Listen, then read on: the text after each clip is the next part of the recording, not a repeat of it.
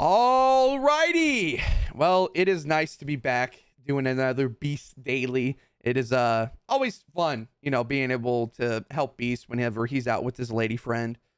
But yeah, we're here. I'm just gonna jump right into it because there's a decent amount of stuff that we have to go through and save the world. So, item shop today, we actually have a decent amount of stuff.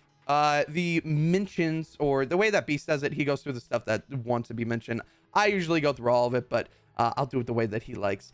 We have the Storm King's Fist back. This hasn't been seen since the last year or last Halloween. It's pretty cool seeing a Save the World pickaxe in VR. Too bad it's not reactive. I hate how it's closed, but it's a really good pickaxe, and it also has the Storm King's music with it too, so that's out with it. But if you guys do happen to buy it, remember, use code Mista, or supports anyone. I was watching Beast Daily yesterday, and he was going on about how, support someone. If you don't support anyone, support someone. And if it's Beast, make sure you use code Mista, right? Yeah, we got to plug his code as much as we can. Otherwise, not a lot going on. Daily, we got Clash Pillar, fresh cuts back out, emotes. We got Fishing, Pumpernickel, and Ravel. If you want to grab those, you can.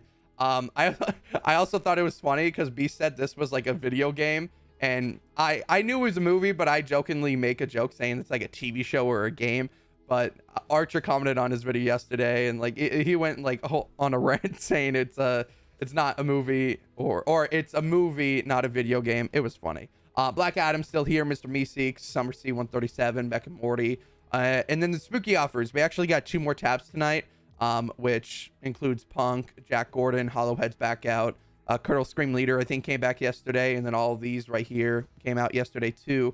And then we have the Graven bundle, and then special offers bundles. We actually have a new pack called Saint Academy Quest Pack. Pretty cool new skin. You can get it for $8. Comes with 1,000 V-Bucks, back bling, pickaxe, and the skin, of course. Otherwise, I think that is everything for BR. Let's head over to Save the World. So Save the World, gosh, there's actually a decent amount of stuff.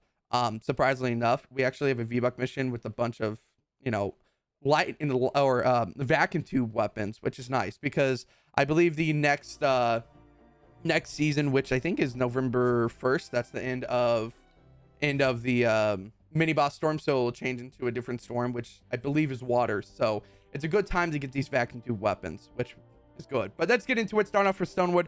StoneWood today, we got the V-Buck mission, 25 V-Bucks right here for the RTD. Grab it. It's V-Bucks. And if you get X-ray tickets, it's still good because you can save up them for the llamas, for the llama shop. Along with next to it, we got a mini llama, and then we have a rare survivor for StoneWood today for all those newer people that need survivors. There is one right here. Otherwise, that is everything in StoneWood. Let's move on to Plankerton. Now, there's nothing really crazy in Plankerton, but of course, I like going through all the survivors just in case someone needs them. But there's a Survivors Jonesy for an Atlas mission right here, and then we have the 2-in-1 mission for a rare survivor and a defender. Along with that, in the higher zones in Plankerton, we got 2 mini llamas, vacuum tube rifle, an epic copy of it, which is still good if you're in the lower zones and it's a water storm. It's still good. It's still going to give you that kick. But I don't think you can't clearly, it's not a legendary copy. But evacuate, thunderbolt, shotgun. But anyways, that's everything for Plankerton. Moving on, we got Canny Valley up next. Canny Valley actually has a decent amount of things. We're starting off on a high note because we got a vacuum tube shotgun, which is a really great shotgun. I actually love using this one. I think Beast did a video on this, a fun 160 with this shotgun too. With water storms, this thing decimates. It's really fun to use. Any vacuum tube weapon does, but the shotgun's just fun to use because it has like this kind of kickback, and the noise with it is super fun too. But along with Canny Valley today, that's kind of really it all for Canny, but there's a few more things, like 2 mini llamas for an evacuate. There's an epic version of the Thrasher for deliver the bomb. An epic copy of the vacuum tube revolver right here for this 2 Atlas, and then Candy Storm King actually has a great axe, which if you're a fan of the great axe, you can grab. And then the last thing, Pummeler for a 64 2 Atlas, if you're into stuff like that. The Pummeler, I just love the hydraulic weapons. The way they sound is, I don't know, I personally love them, but they're not like the greatest set. But anyways, that is everything for Canny Valley. Let's go on to Twine. Twine actually has a decent amount of stuff today, so try to keep up with me, or maybe I'll try to keep up with myself. There's 2 mini llamas for an evacuate if you want to grab that. And then we got a Riptide for a 3 Atlas 88 right here for this Cat 3. And then we're jumping straight to the 108 zones because we got a Dissector for an RTD, and then a 4 Atlas for the first legendary survivor for today. Yes, there's more than one. That's nice. Always nice to see more than one legendary survivor. Another 4 Atlas 4 player for an Argon assault rifle, good AR. Not the greatest one, but I mean, if you want to grab it, you can. Deliver the bomb for Colonel Wildcat. And we also have the second legendary survivor for today for this 3 Atlas right here, if you want to grab that. Arctity for a Mercury LMG, which is like, I honestly, I seen the Fun 160 that Beast did on this, and it has like I think it was like double reload or something like that, or like double magazine or triple. I think it's funny. I think somehow some weapons have that like weird thing on it, which is fun, or like the weird perks, but it's fun to use. Otherwise, moving on, we got wall lights for for a repair, and then evacuate for an epic survivor if you want to grab that. And then we have a ceiling zapper for 3 Atlas, the third legendary survivor for this evacuate right here. And then the 140 zones today, we actually have a sniper defender, I believe. And then the 4 players, we got Storm Shard, Hero XP, and a legendary lead along with Hero XP. And then today's 160s, we got the final legendary survivor for this evacuate 4 player for Eye of the Storm, 4 Atlas for Storm Shard, RTD for schematic XP, and more Storm Shard for a Ride the Lightning. A lot of Storm Shard today, so if you need any Storm Shard, I guess today's the day to do it. And then of course today is, I believe, Monday. Yeah, days fly by so fast these days. So 2-day warning to get that trap supercharger.